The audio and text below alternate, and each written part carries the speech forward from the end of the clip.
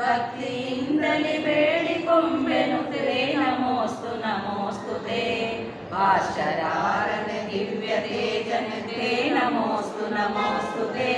ಜ್ಞಾನ ದೀಪವ ಬೆಳಗು ಸಮ್ಮಡುತ್ತೆ ನಮೋಸ್ತು ನಮೋಸ್ತುತೆ